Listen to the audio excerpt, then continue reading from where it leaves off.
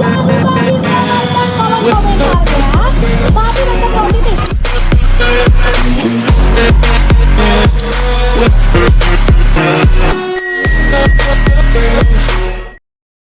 Adils ya, tapi akan berakhir di sekitaran Cape Town. Dan kita lihat Onyx pasti akan turun di rumahnya ya, daerah Cape Town. Tabrak. Tim tabrak ternyata. Ini MBR Epsilon, hobinya emang nabrak. Yang ditabrak kali ini adalah EVOS Device, di mana satu player berhasil di take down. Looking for more. MBR Epsilon masih ingin mencari keberadaan dari seorang Mr. 05. Hati-hati kepala, udah coba dikekerin aja. Tapi kita lihat ada satu first blood yang masih dapatkan. Ada Dudes yang nyasar di antara EVOS Divine dan juga MBR Epsilon. Dimana seorang YZ coba sneaky move. Dua player tersebut dari EVOS Divine. Critical hit yang cukup pedas dari Mr. 05. Kita lihat kali ini mampu memukul mundur beberapa musuhnya. Tapi dari Mr. 05 gak boleh terlalu terbuka posisinya karena mereka kekurangan manpower. Betul, mereka kekurangan manpower, apalagi sekarang udah datang juga Eko Esport yang tiba-tiba datang di Observatory untuk menjadi tamu ketiga. Tapi untuk situasi saat ini sudah mulai mendingin juga, apalagi MBR Epsilon tidak meneruskan peperangannya. Dan mungkin di sini Eko sempat juga tadi ada salah satu player yang terkena down, tapi untungnya juga masih bisa diselamatkan. Dan yang gue suka dari EVOS Divine adalah ketika mereka sadar sudah kehilangan dua personilnya, mereka kayak langsung melepaskan, yaudah ini Observatory buat elu aja, ambil, kita pindah rotasi ke tempat yang lain. Nah, yang jadi PR di sini adalah malahan MBR yang sedang berapi-api kemungkinan besar bakal bertemu dengan Iko Esport. Tapi bagusnya dari Iko Esport, mereka coba ambil patahan bukit yang ada di kanan sambil sneaky-picky buat nge-scoopin para player dari MBR Epsilon. Yes, manfaatin off angle itu adalah salah satu opsi yang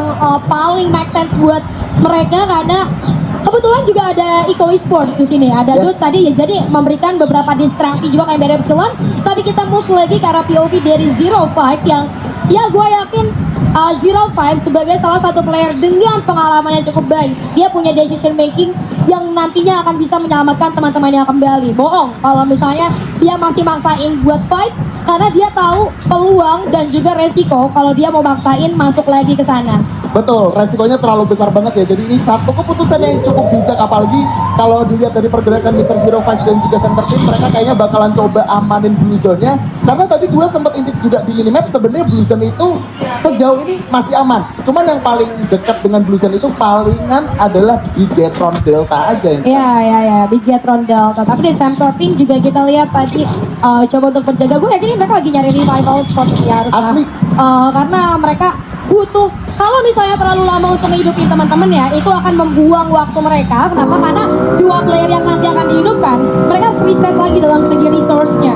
Jadi mereka harus looting ulang, sementara tim lain udah dapetin resource yang cukup baik gitu kan. Jadi menurut gua nggak boleh terlalu lama sih buat 05 ataupun Sam 13 untuk ngehidupin lagi dua temannya. Betul, nggak boleh terlalu lama, cuman nggak boleh kecepatan juga. Karena takutnya kalau terlalu cepet, tiba-tiba udah ada yang nungguin juga di arah sana, itu bakalan berbahaya buat mereka. Betul. Yang niat hati mungkin pengen coba ngehidupin kedua player yang tadi sempat tumbang, malah rata. Kan yang ditakutin kayak gitu. Makanya ini gua rasa dari Mr. 05 dan juga Center Team lagi perhitungan banget. Iya, coba, betul. aman nggak? Kalau mungkin aman, kita bisa pakai revival spotnya. Kalau misalkan kita nggak nemu koin sama sekali. Ya, min 1 koin ya. Min 1 koin. Min 1 koin, jajan dulu lah guys ya. Tapi kita move lagi ke arah POV daripada First Rider Store. Kita lihat di sini dari seorang Uwai dengan satu patahan yang coba untuk mereka manfaatkan.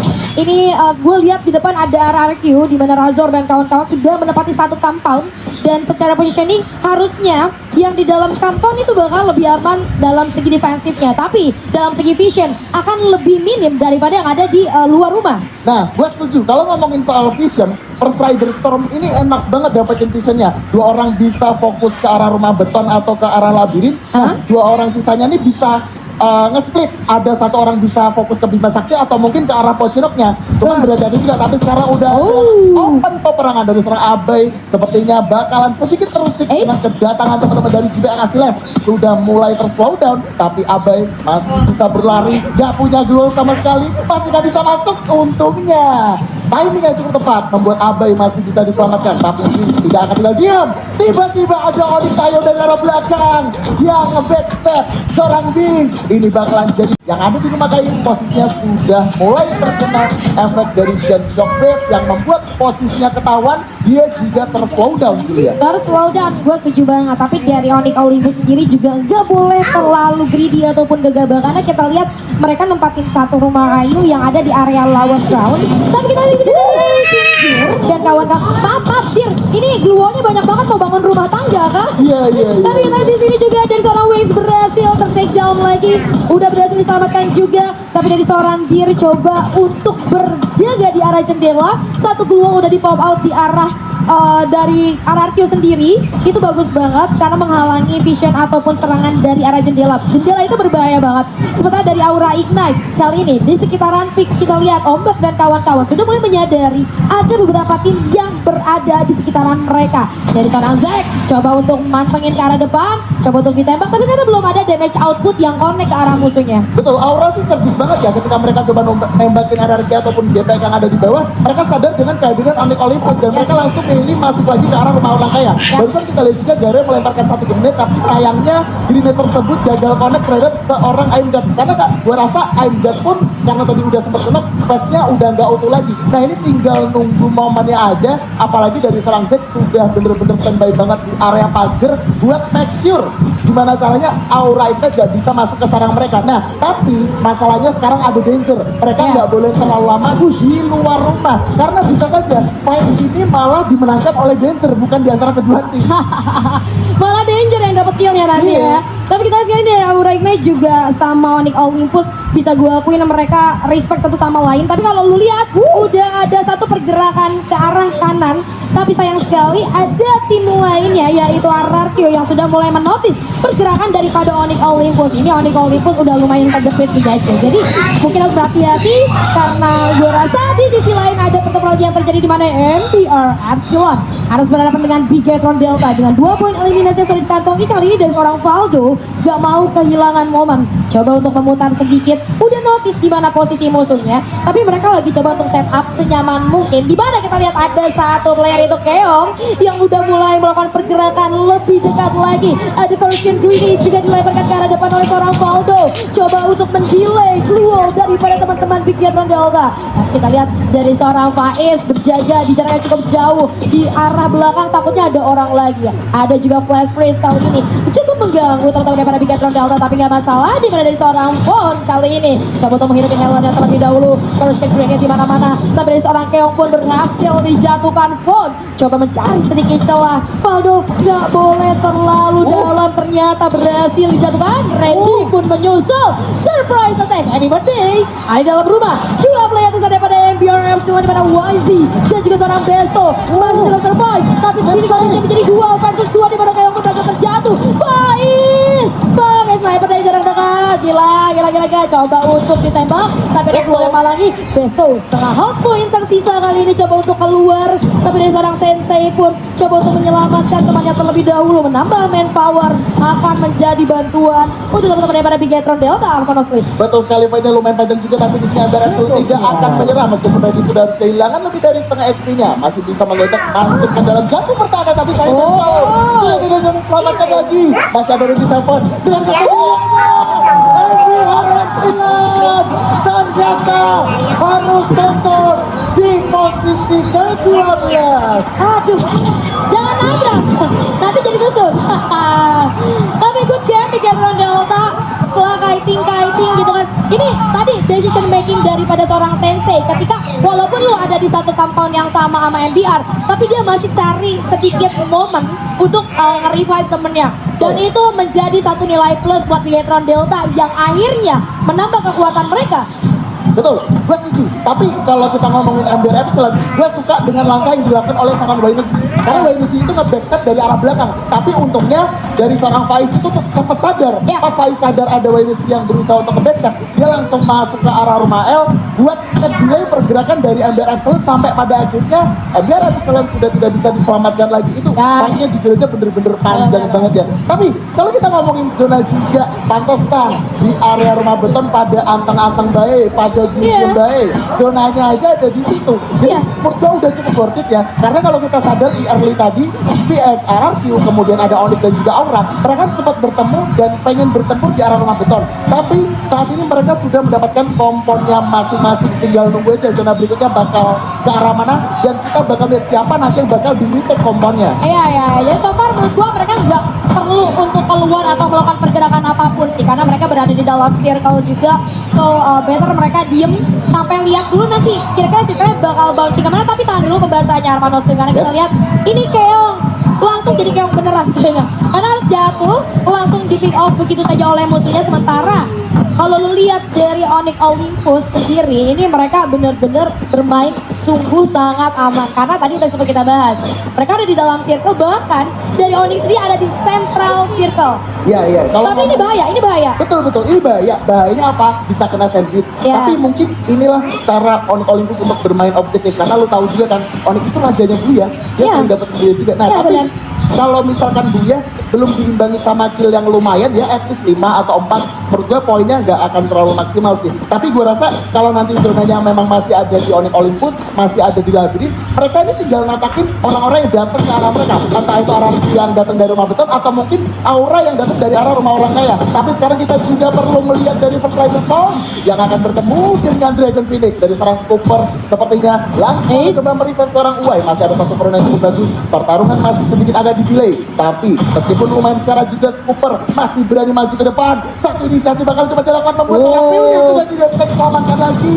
Piu masih ada Susana juga dari belakang bakalan coba lemparkan satu dari yang manis. Tapi enggak, karena Susana bakal coba memilih ke arah kiri terlebih dahulu. Beberapa player sudah mulai tumbang. Ambon lumayan sekarang sudah bersiap juga dengan satu tank booster. Coba digocek dulu ke arah kiri. Untungnya masih ada satu super mat yang bisa digulung untuk membuat HP-nya full kembali. Tapi ternyata First Rider Storm saat ini bakal lebih unggul. Ditembak padahal dengan dari seorang Ambon dapat seorang Scooper. Uai sendirian, Uai mau kemana?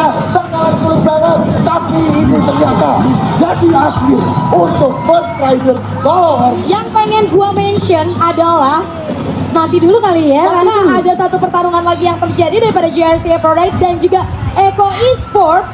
Terus kalau lihat dari minimap ada Evos Divine juga udah mulai gerakan mereka, dimana dari seorang Mario coba untuk melakukan dashing rotation terhadap kepada Eco Esports yang berada di luar zona. Tapi nggak sampai di sana karena ada Evos Divine yang bakalan menjadi orang ketiga merusak hubungan orang. Beyond pakai granatnya, di sisi lain juga Beyond sang grenade dari Evos Divine berhasil melumpuhkan lawannya. Dua player didapatkan kali ini dari Eco Esports. Coba untuk bergerak sedikit lebih maju di balik satu batu hotel. Kelihatan Kucai juga udah mulai kelihatan dari seorang Pion. Coba sedikit bersabar berlindung di balik batu, tapi sudah mulai ke notice ternyata oleh dua player pada Eco Esports. Maju perlahan tapi pasti, dimana dari Bion dan juga Sam 13 langsung melakukan inisiasi. Upaya rusting pun sudah mulai dilakukan. Kucai mau kemana sendirian.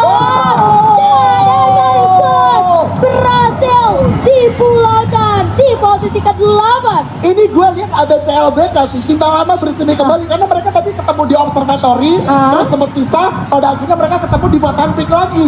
Cinta lama bersemi kembali ya, balikan Balikan lagi. Tapi untuk saat ini fightnya memang dimenangkan oleh Evos Divine. Tapi kalau misalkan ngomongin dari segi personil, memang Eko udah kesulitan banget sih. Mereka kemakan sama zona, mereka nggak bisa gerak kemana-mana sampai pada akhirnya harus ditikung oleh dua player dari Evos Divine. Nah, Yap. kalau kita ngomongin soal rumah beton, perseteruannya belum kelar-kelar karena kita tahu juga dari GP Asles itu mereka tadinya ada di arah rumah L. Nah, sekarang mereka bakalan coba retake kompon yang sudah dimiliki oleh RRQ. Tapi kita nggak tahu juga positioning dari zona itu akan bergeser ke arah mana. Karena kalau misalkan ini sampai nggak ada di Onyx atau di tempat yang lumayan Onyx, ini akan berbahaya juga buat mereka. Tapi sekarang Aura, Aimgat dengan close up dia berhasil mendapatkan seorang Onyx Tayo, sang pangeran headshot. Aduh. Tapi Aimgat meskipun lumayan sekarang juga dia tidak akan make it dulu. Masih coba dia.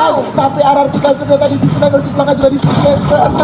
Masih ada 5 tim. Aimgat sang dan cukup berbahaya, lumayan sekarang. Tapi untungnya dia masih bisa melakukan satu gesekan, dia masih bisa terselamatkan. Aura Rosman tidak akan tinggal diam. Tayo yang ada di dalam berusaha untuk berlindung dan menutup seluruh jalur pintu masuk, apalagi sudah dipasang satu landmine juga Julia. Yes, ini ada landmine. Ini adalah satu kontes untuk memperebutkan kampung terakhir ya di dalam circle. Jadi siapapun yang dapetin compound ini nantinya bakalan menjadi aman ketika 3 tim lainnya bakal masuk ke dalam circle. Masih berlanjut ternyata dari Aurek Knight, I'm God dengan luar. Divine kelihatan. Ada satu pelontar yang dilemparkan tapi Sam Kervin pun berhasil dijatuhkan. Belum ada upaya penyelamatan tapi dari Mr. 05 langsung maju saja ke arah depan. Coba untuk cek keadaan. Gimana dalam rumah labirin kali ini kita masih menunggu. Ada 3 tim tapi GPX datang juga kali ini dengan seorang Justin membuka jalan untuk teman-temannya. Dimana dari Aurek Knight misalkan MGAT saya seorang diri coba mengurung dirinya sambil melakukan upaya meditasi. Tapi Bion tidak akan membiarkan itu di dalam Mr. 05 coba untuk melakukan charge terhadap charge busternya, dimana udah mulai kelihatan posisi emosinya. Terus yang kita sekarang cukup berbahaya tapi Bion dengan pelontarnya mampu menumbangkan 2 player Garden juga Tayo. Quadra kill berhasil dilakukan. Namun sayang sekali Bion yang berhasil dijatuhkan. Dan sampai di sana teman-teman coba untuk melakukan back up EVOS Divine. Masih 3 player tersisa. Langsung keluar. Ada Galipos berhasil dipulangkan di posisi keempat. Begitu pun dengan Dragon Phoenix 2 tim tersisa. 12 kill EVOS Divine. Kali ini dari GPX Atlas coba untuk meruntuhkan pertahanan depan EVOS Divine. Tiba-tiba dari seorang Rao nggak punya perlindungan sama sekali, hanya bisa berlindung di gua tapi guanya udah habis. Dan dari EVOS Divine, Booyah untuk EVOS Divine. Round pertama kita pada siang hari ini.